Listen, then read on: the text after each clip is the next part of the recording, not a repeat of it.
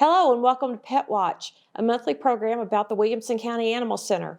I'll be your host today. I'm Debbie Sims. I'm the Community Outreach Coordinator at the shelter. And with me today, I brought two of our employees. To my right, first, we have Penny Adams. And Penny is a event coordinator for us now. And she is holding Leo, who's going to be on the show with us today. And then next to Penny, we have Samantha Anderson, who we call Sam. And Sam is our community cat program coordinator. So good morning, both of you. Good morning. Sam is here today to sort of give us an update. People in the community may have heard about the community cat program, which officially started in January of this year. Mm-hmm. Tell us about how the whole idea of having a community cat program came about at the Animal Center. Sure. So in previous years, we have what's called kitten season, which I'm sure many people know about. Basically, when the shelter is kind of getting overrun with cats. And our stray intake has been increasing every single year of cats. And it was kind of becoming out of control. And basically, we wanted to make sure that we were properly housing all of the cats that we can and returning any cats home that we can. Since the return to owner rate at the shelter is only about 2% for cats, we wanted to see what we could do to kind of get more cats home. And a community cat, let's try to define that. I know it's sort of an elusive term because it encompasses several personalities and types of cats, but basically it's not your pet. It lives in your neighborhood, and it either exists on its own and is rather wild, and sometimes we call those feral. In other words, they have no human contact. But the majority of community cats are semi-friendly, aren't they? Sure, yeah. Community cat basically means it's being cared for by the community. Maybe it doesn't have one owner, but maybe you feed it and your neighbor down the street feeds it and somebody down the other street might feed it. And like you said, they can be friendly like Leo. They can be feral. But they live in our community and they are happy and thriving where they're living.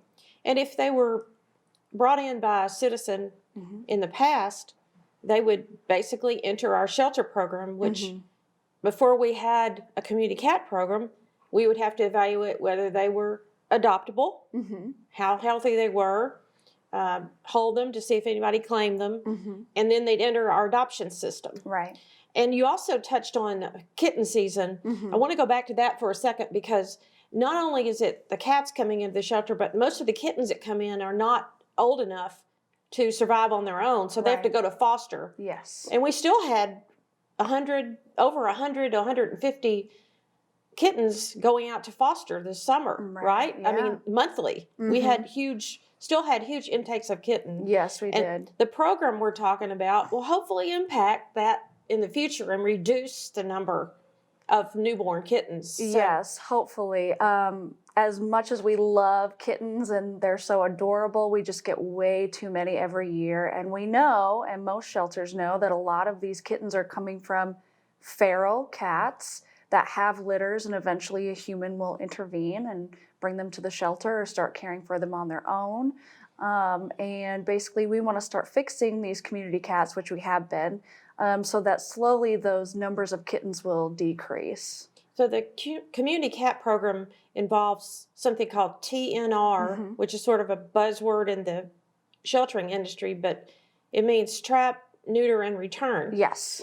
So with a grant from the Community Foundation and help from our friends of Williamson County Animal Center group, we were able to hire a veterinarian and vet techs to try to impact this program. And the months of May, June, July, and August, I think, were the biggest. Yes. So what kind of success, how many animals were you able to trap, neuter, or spay and return this summer? So we fixed 1,100 cats.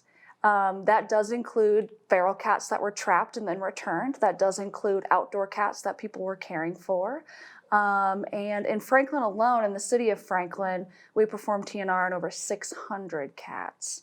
So there's a lot of cats out there, even in downtown Franklin, that are feral and thriving that need to be fixed. I think for every cat you might see in the neighborhood, there are 4 or 5 more that you don't see. So if those cats continue to reproduce is really what the problem is. Yes. It's okay to feed them, and I hear you talk to people all the time. And this whole community cat program has been an education for everybody, and it is becoming more common at shelters like ours across the country. Yeah. One unaltered cat meets another unaltered cat, and they just start the reproductive cycle.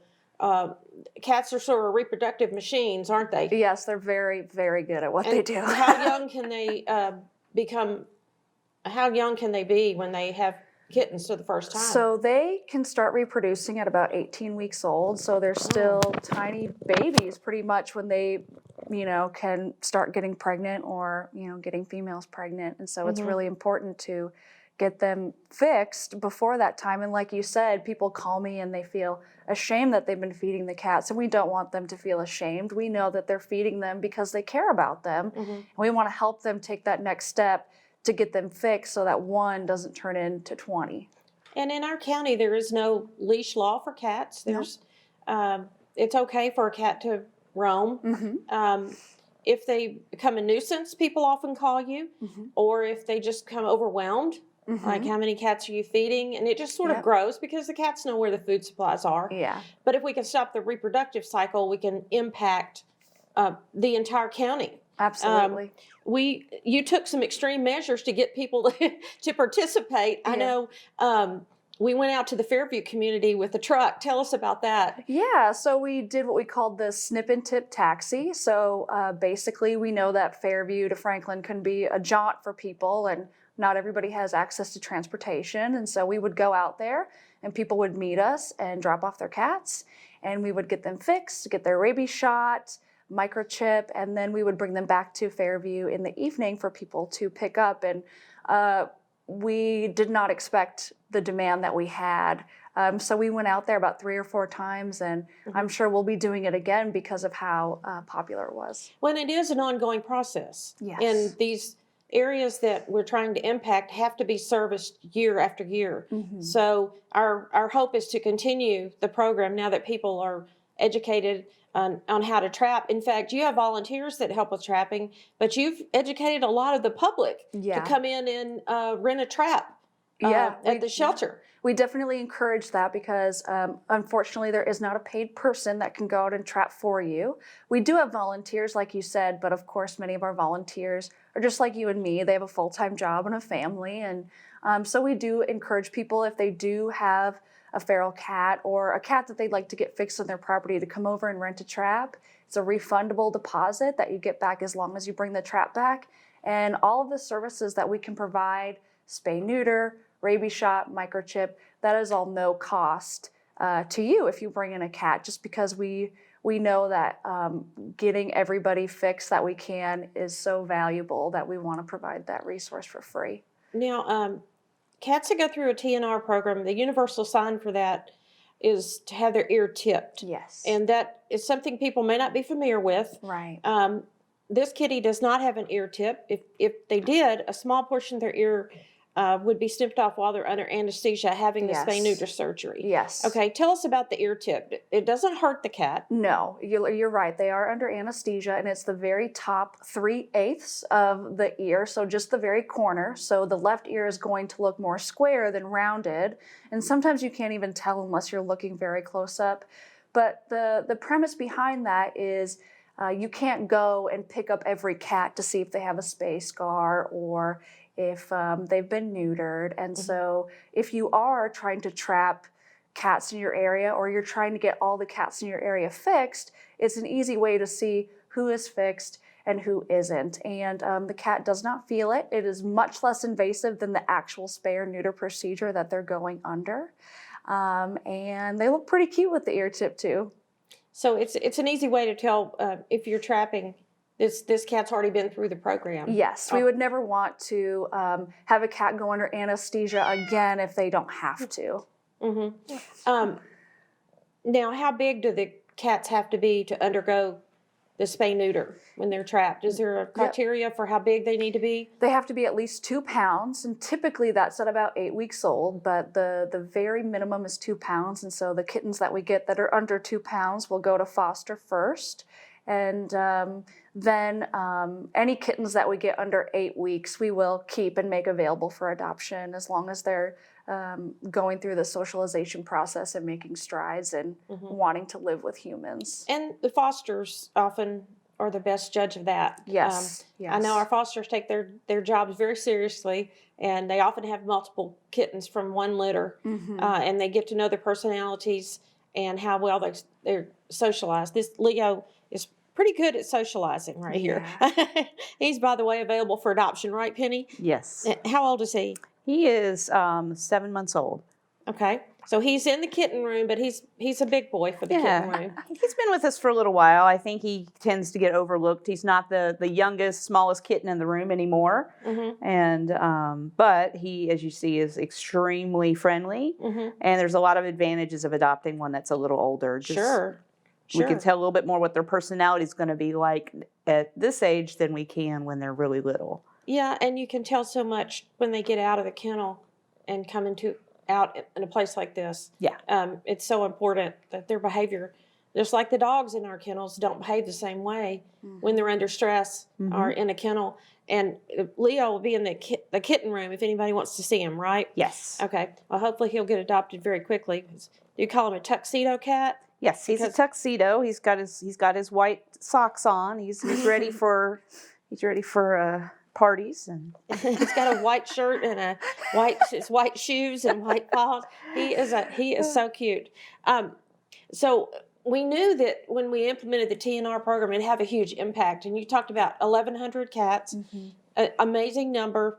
People in our county probably do not even think there are 1,100 unowned community cats out there. Right. But before we had that program in 2018, we only did the TNR process on about 115 cats. Yep. So that's like 900% increase. So by having the program, the impact is huge. Right. That's 1,000 cats and all their future kittens that we will not see at the shelter. Right, yeah, and we're keeping them out of the shelter, so the cats that are truly lost or truly have to be relinquished by their pet parent can, be in the shelter and not be overcrowed. And we classify strays. When we intake an animal, if it's found by someone and we don't know who it belongs to, it's a stray. Right. And I was interested to see that the stray intake in 2018 was 1,150, but this year in 2019 it's only 750. Right. And if that holds true, it'll be about 35%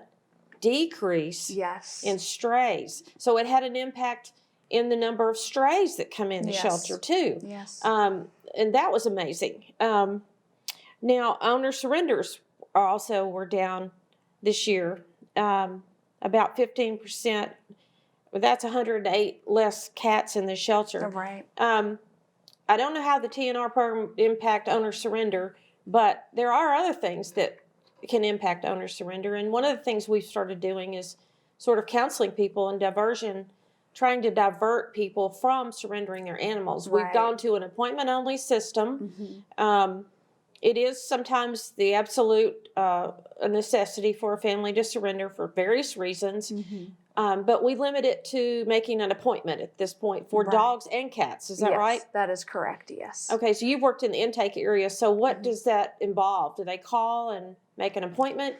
Yep, they call and make an appointment. You just let us know, what is going on with your animal. What are the issues that you're having? Can we work with you on them?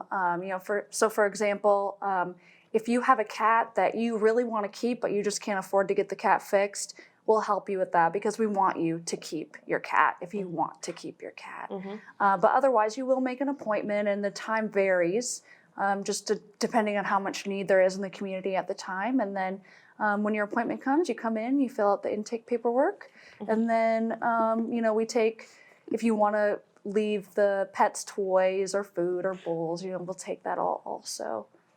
Well, the other thing people often run across with dogs is a behavioral issue that they are having with the dog. And one of the things we're trying to do is talk to them, see what it is, if we can offer advice or offer a behaviorist. Everybody that adopts from us can get a visit from a behaviorist if they have a problem with their pet. Right. So that's a new thing the new wave is to divert from intake and Yeah. discuss what the problem is. And housing's another issue. People are moving, and the place they're moving to won't take the animal, or it's too big, or whatever. So, Yeah. but with TNR and these diversion programs, it's really having a great impact on the shelter population and the stress. And I applaud Yes. you, because Oh, you sit behind me at work and I hear you on the phone, and you have explained the TNR program to all of the people that brought in those 1,000 cats. You have Right. personally explained it, but it's catching on. Yes. And the things you did, putting the signs out in the community, and free spay neuters, all of that has raised awareness. And Right. and I'm proud of our community for having come up with 1,000 cats that they brought us, and Yes. buying into the program. Yeah, it is definitely a team effort. We cannot have this impact that we have without people working with us and bringing the cats in. And if they can bring the cats in, we're happy to do our part and get them fixed and get them a rabies shot, and get them back in the community where they've been living. And the plan is to have another impactful summer with extra spay neuter days, and continue to attack that population, because I think it takes several years to be sure that you got all the animals, because Right. we'll miss them here and there. Of course. In a yeah. huge group of Yeah. 18, maybe we only got half of them. Right. So it'll be another seasonal effort next summer. So I think people will be aware, and they should be on lookout and ready to buy back into the program and call you up. I Yeah. need to come get a trap. Yeah, absolutely. Yeah. Well, we appreciate all the info, and congratulations to you on this. Oh, thank you. 1,100 cats is a phenomenal number that will not be having babies anymore. And like you said, kittens are cute, but not 300 in a month brought to the shelter. Yes, that's right. That is hard to handle, right, Yes. Penny? Yeah. Yeah. Sam, you want to tell what the vacuum effect is? Why TNR is effective? Oh, sure. So I have people call me with, maybe it's a friendly cat, maybe it's a feral cat, and they want it gone. They want it off their property. And I wish that would work for me to just take your cat and move it somewhere else. Unfortunately, it doesn't work. It's called the vacuum effect. So basically, if there are resources for an animal to live in a specific place, if I take one away, another will come and take its place, as long as those resources are there. So there's a few options. How can we get rid of the resource that they are using, whether that's food or shelter or water? Or can we get that cat fixed so that it doesn't continue to reproduce? And it will stop a lot of those nuisance behaviors that people complain about, like fighting and yowling, spraying, those different things. That's all eliminated with spay and neuter. And so, if you are having a cat problem, we can definitely work with you on it, but just know it's not as simple as taking the cat away and being Right. done with it. And sometimes they'll go back up to 18. I heard 18 to 20 miles Yes, to cats its are, previous locale. Right. We took it 18 miles away, but it found its way back. So Yeah. Cats are territorial, and so Right. you have to think, if they've lived there their whole life and I just remove it and put it somewhere else, that doesn't mean it's not going to try to find its way home. And I think most everybody we've worked with is cooperative and tries to understand, but it is an education process. Yes. And it's good to know that people are willing to change their minds. Right. They may say, I want this cat gone, and then after they hear the things that you've just said, they say, well, maybe I'll just trap it and you spay and neuter, or we'll put it back and we'll see how it goes. Right. And they usually end up, like you said, it changes the behavior, and they understand more about the instinct and how where we're going to take it. We don't have anywhere. But you Right. do have a barn cat program if somebody needs a mouser in their barn. Yes, we do. So for those cats that can't go back, and there's a number of reasons, for example, there have been places in Williamson County that are being demolished where feral cats have been living, and of course we don't want them to go back there.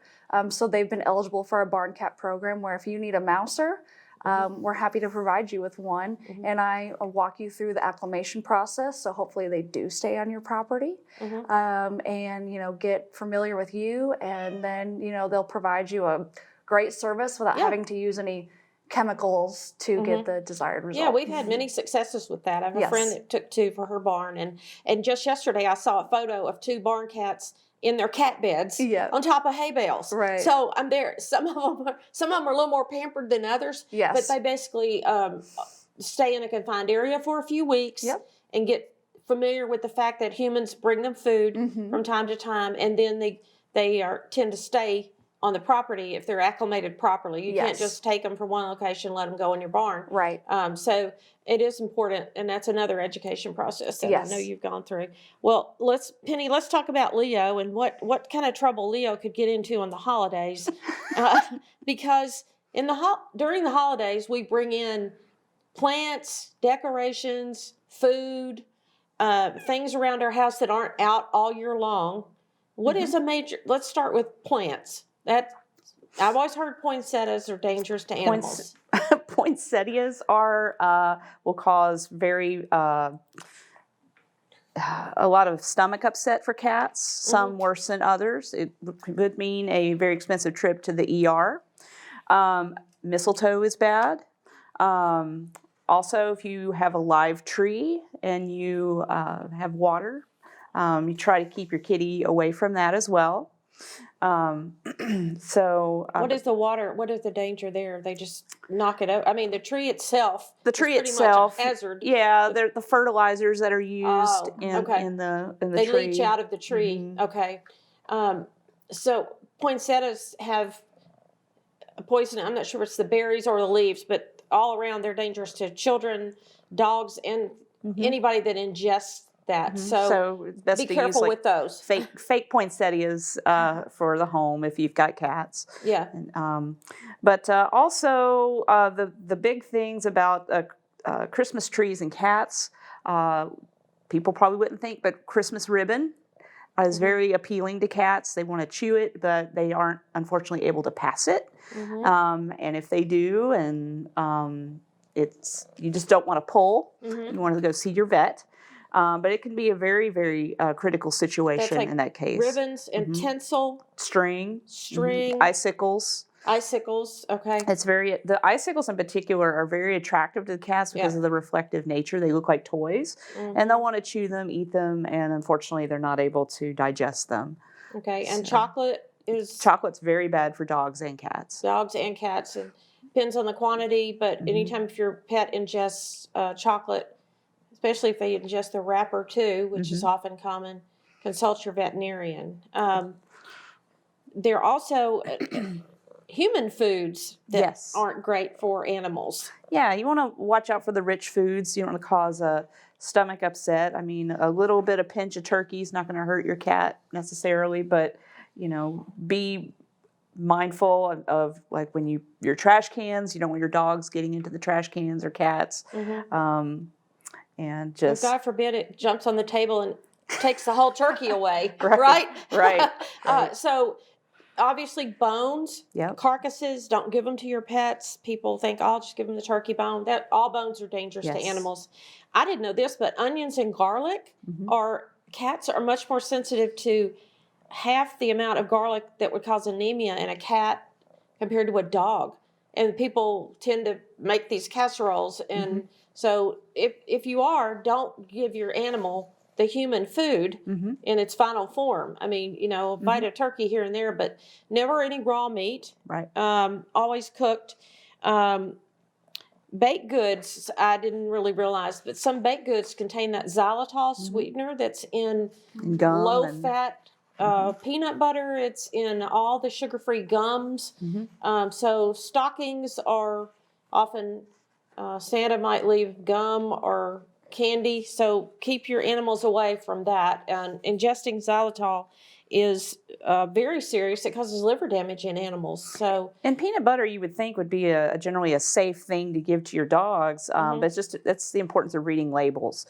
Because a lot of times people use peanut butter in dog treats and things like that. And it needs to be plain peanut butter. We use it at the shelter all the time. Anything that's low fat or says low fat or low sugar or less fat, that probably has xylitol, which starts with an X. The product is XYLITOL. So people should watch for that. You wouldn't think it would be bad if they got into some sugar-free gum or some low-fat peanut butter, but it can be. So, it's probably best just to give your dogs dog food and give your cats cat food, right? Right? And watch out for it. We're doing a lot in December at the shelter, and we are teaming up with Metro Animal Care and Control for the Season of Love. So what's the month of December going to bring for that? Oh, we've got a lot. We are so excited to be celebrating the holidays. So we have $25 adoptions on our animals. Puppies are excluded. But it's a great time to have a conversation and see if you'd like to add a furry member to the family. I believe on December 17th through the 24th, if you wish to adopt an animal, you can actually request for Christmas deliveries as well. And you can talk to our front desk about that. And also on December 5th, we're going to be having Deck the Howls. So, by the way, this is a good example of why you need 2 kittens in a home, not just one, so they can do this to each other and not your arm. So we are having a kids event December 5th. Yep. If people would like to participate in Deck the Howls, they can come and read to the kitties and cats that night. And all that's on our website. And people often ask me, what's the best way to find out what cats and dogs you have right now? Well, Penny, you take all the pictures and you do the social media. So what is the best way? Facebook? Follow us on Facebook and Instagram. Also, check out our website at adoptwcac.org. And we try to keep up. We don't always post every kitten that we have in the shelter because they tend to get adopted very quickly. Right. I believe we have close to 60 kittens that will be on the adoption floor in December. So I would say supply and demand is always something to consider. So if you're wanting to add a couple kittens to your home, maybe look at it a little earlier than later because there's no guarantees. And if we get puppies, they will be posted. We don't have as many puppies as kittens, but if we do, they go very quickly. Yes. And we post them on Facebook and Instagram and then through our website on Pet Finder. So I encourage people, if they're looking for an animal, to always come to the shelter. The one they saw on Facebook may not be the one they end up with. You never know which one you're going to fall in love with. Well, thank you both for updating us on everything that's going on at the shelter, and hopefully we'll keep some animals safe during the holidays, and then we'll have a great program next summer start up again for spaying and neutering more cats in the community. I want to remind our viewers that we do have limited hours on Christmas Eve. We will be open from 10 a.m. to 3 p.m. that day, and we'll be closed December 25th and 26th for the holiday. We'll be open New Year's Eve from 10 to 3 and then closed on New Year's Day. If you're interested in adopting, please come to one of our events or come by the shelter at 106 Claude Yates Drive.